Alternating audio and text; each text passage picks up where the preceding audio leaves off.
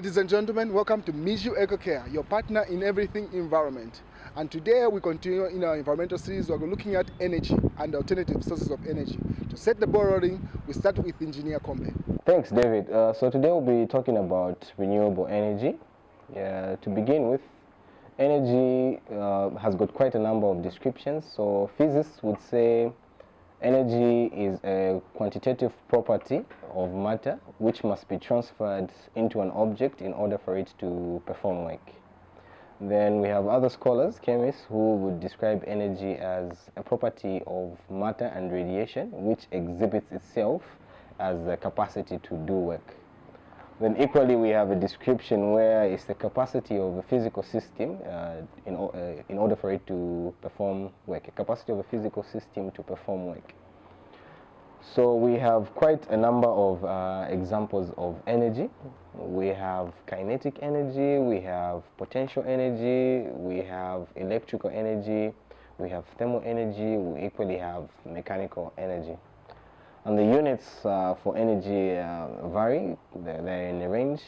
We have kilocalories when we're dealing with food energy, we have joules, we have kilojoules, basically prefix there, just 10 to the power 3. We equally have British thermal units, which is BTU, and the famous one, which is kilowatt hour, coming from electrical energy. And renewable, when we speak of renewable, we're basically, from the word itself, renewable, it's basically something that can be renewed. We're speaking, when you hear renewable, we're speaking of infinite, something that can easily be replaced just after utilization. Now, coming to renewable energy, we are basically trying to bring out the energy that originates from renewable resources. What do we mean by renewable resources? These are sources such that if you utilize, they can be replenished within human time frame. We have quite a number of examples. We have water. Water is a renewable source. We have sunlight. We have wind. We have tides and waves. We have hot springs, and we equally have biomass as an example of renewable resources. And from the renewable resources, we attain renewable energy, and like I earlier mentioned, we have water. Water can give us hydropower as an example of renewable energy. Sunlight, we can get solar energy. We can get wind energy from the wind. We can get tidal energy from tides. We can get geothermal energy from hot springs, and we can equally get biomass energy from biomass. And an example is from municipal solid waste. You're able to get energy as a form of biomass from municipal solid waste. Thank you, Engineer Kombe. Now let's continue. Since the basics about energy have been established, let's continue with the same conversation. I had an interesting conversation with Emerging Cooking Solutions Zambia, or SupaMoto. We were talking about the alternatives to energy. I want you guys to join the conversation. Come along.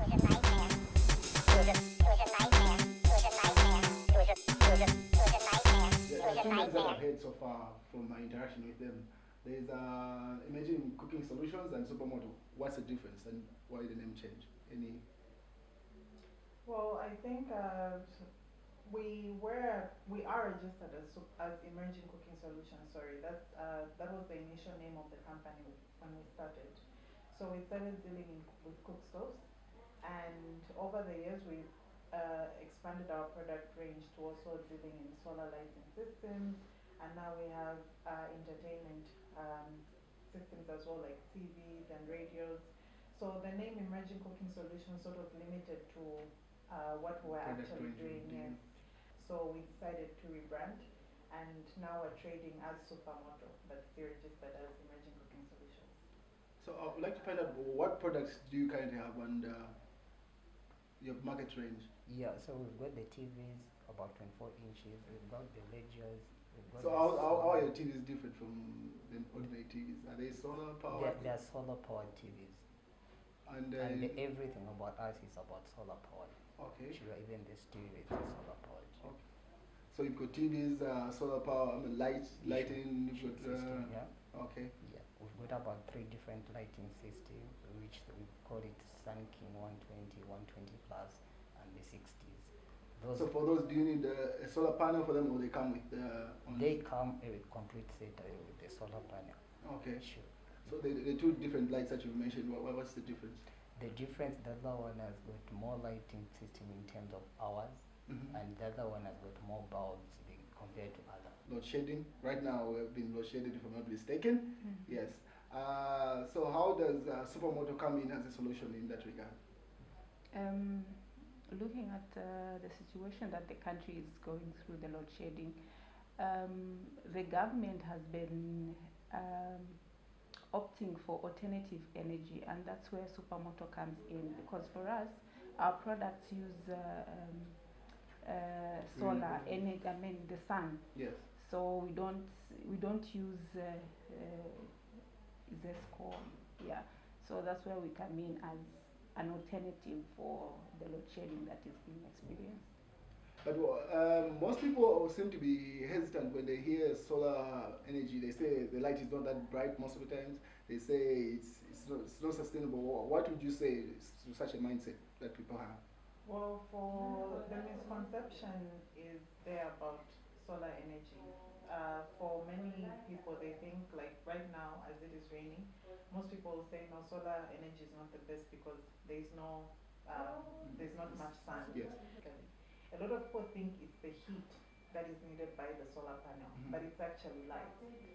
So in the afternoon, like in the morning, as soon as the sun rises, the solar panels do begin to charge, and they will charge for the entire afternoon. And in the night, that's when you'll be able to experience the full capacity of the system. So it's quite different from hydroelectrical or thermal, where you know that at any time of the day you can use, and some of these things they don't quite run out. You can use it at any time of the day. It's able to charge your systems and everything. But for solar, it's quite different because in the night it will not be able to charge because there is no light. All right. Yeah. So it depends on how well you use it, how efficient you store your energy. If you don't use it during the day, while you're at work or while you're doing other things, then it's fine. In the night, our systems are perfect. How does your stove work? Our stove work with the pellets. Yeah, those pellets is manufactured within So Zambia. there's no deforestation involved in the products that There's you're storing? nothing, because we get our sawdust from ZAFFICO in Dollar. Don't cut trees. The trees they are being replanted. So we just get the sawdust And and that's we put it in a pelletizer machine. It comes out as a pellet. Then that's the fuel we use for our stove. Here, this is what we call mini motor, which has got a fan and a battery. This battery, what it works is to power the what? The pellets to be bent. So as you can see from here, it has a regulator where you're able to control the heat, depending the amount of the heat you want from the mini motor. So what I'll do next, I would want to light it up. You see how it works. See, I've got two chambers here. I don't know how you call it, the bins or chambers, which is 300 grams. This one it goes up to 45 minutes. Then this is another chamber, 700 grams, which is the bigger chamber, which you can cook oil the entire meal. So I'll start like lighting it up. This is the lifter, because this thing only gets bent, so you can't hold it by your hands. Then as you starting it up, you just don't use any chemical, but this is the simple kerosene, which you just use the boat. You sprinkle this kerosene. You sprinkle it here. You get just a matches, then you've got the lighter.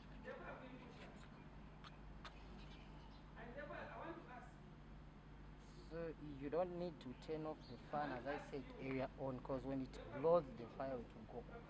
You just have to give it some time, then it will catch it before the pellet will turn into black.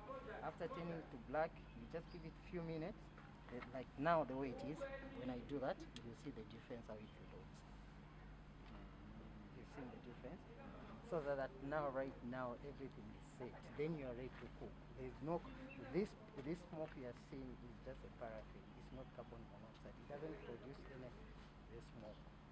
It's a good thing for your health, and I'll encourage everybody who should see SupaMoto vehicle driving around. I think would be attracted to this. You can use it indoors. Doesn't have anything to do with the health. So this is what we call, you know, we've got different compartments, but this is what we do for brine. When you need to brine something, pour this in, and you add up some water, and from there you can just put some water here and put your meat there. You're done for the brine. So like as we are talking, most of our products are with solar, so we charge the battery with this solar panel. But in another alternative, like if you don't have enough sun, you can just unplug this, then you can charge from electricity. So the main thing, this one is charging the battery for the stove. Yes. So in terms of conserving and preserving the ecosystem, and in terms of avoiding deforestation, your company is very cardinal about trying to avoid that. That's why you found those alternative sources. So sawdust is made of what? Enlighten my ignorance. For the sawdust that we use, we get it from sawmillers. Yes. So it's not only sawdust that we're using, but Okay. it's waste biomass. Okay. Or forest biomass, as most people call it. So we don't cut down trees at all. Mm-hmm. We get that which is left after the processing of those trees has been done. So with ZAFFICO, they actually help us a lot. We actually have an agreement with them where they provide us with the wood chips that come from when they cut down the trees and replant. Yes. There are wood chips that fall off. Yes. So those are the ones that we collect. And the sawdust, they've actually advised us which sawmillers to get sawdust from, because for you to have a sawmill or a timber processing company, you need to be replanting those trees. So most of these trees are actually supplied by ZAFFICO to these sawmillers, so obviously they're being replanted. Yes. So that's where we actually source the sawdust from. And when it comes to issues of deforestation, Yeah. how the company came about is because there was a need. I think that was 2013 when load shedding became Yes. very, very critical. That's the time the company was actually developed. It started some time back, yes, but the actual registration and them being on the market, it was as of 2013, and the need was identified because as an African country, low income or developing country, we citizens, even various stakeholders, they don't realize the importance of having a forest, especially at that time. Most people knew that, there was word going around to say, no, please don't cut down your trees, but it wasn't adopted by a typical Zambian. Yeah. And the Food and Agriculture Organization actually did a study, and they found that in Zambia, one of the two most leading factors of deforestation is charcoal burning. When producing charcoal, you need to produce maybe 6 tons of charcoal, you will need 6 tons of wood. So that is a lot of trees. Yes, it is. But to produce 6 tons of pellets, yes. you will need 1 ton of biomass. So serious? it's not even a tree per se. It could be maybe 1 tree. Maybe the biomass could be cover for 1 tree. So the pellets, the fuel that we're using is very, very efficient. There is practically no deforestation because we're not even cutting down trees as a company. So yeah, people can actually switch to using something that is better, something that will impact the environment in a positive way, something that will be healthy for them. Which is the SupaMoto product. Yes, the SupaMoto pellets. Yes. And the charcoal users don't even know that charcoal, or using that fuel, it destroys their lungs, their respiratory system. And the World Health Organization again did a study worldwide, and they found that indoor pollution, people die about 4 million people die every year from indoor pollution. Yes. And the diseases that come about when these things, when they get sick with indoor pollution, are things like pneumonia and lung cancer. And in Zambia, we do know that when someone is sick of pneumonia, it's either they were suffering from the cold, but in the rural areas, it's because of indoor pollution. So that's how we came with that alternative, and what we actually do as a company, because we do stand for clean energy and protecting the forests of Zambia. In the rural areas where we're selling, where we have agents, we do train them on the importance of keeping the trees, not using firewood, and using something that is better, that is more healthy, that is more efficient. And actually, the surprising thing is that farmers actually do understand what we're talking about. Really? Yes. there are some chiefs in chiefdoms, especially in eastern and northern provinces. Some chiefs have declared that in my land, I do not want to see any tree being cut down for charcoal production. And we've partnered with various organizations like NGOCC, where we distributed the stoves in rural areas, Yes. and SNP as well. All these companies. That's this year or? This year. This year, some organizations last year, but NGOCC, the partnership was done this year, where we distributed in Central Province and Northern Province as well. Yeah, so deforestation is something, I'm sure you even saw how emotional I was talking about. Yeah, no, you're passionate, you're not emotional, you're passionate. Yeah, it's something that we stand for as a company. Yeah. So we want to be planting trees at least every month. We'll have a SupaMoto plants a tree day. So that's in rural areas or even urban areas? Everywhere, urban and rural. You mentioned something where you do community sensitization, where like educating people about the dangers of deforestation and stuff like that. Has your primary focus been rural areas, or you also do it in urban areas? It's been everywhere. Yeah, rural Okay. and urban. Because when it comes to rural, Yes. so for them, when you talk more about farming, they are more affected than in the urban, because in the urban people just go and buy things, Yes. you know. But for them, they plant things, you know, they have to grow and stuff like that. So we actually deal with both urban and rural. Yeah. Nice. And then the tree planting that you mentioned, you already commenced it? It's a 2020 project. All right. Yeah.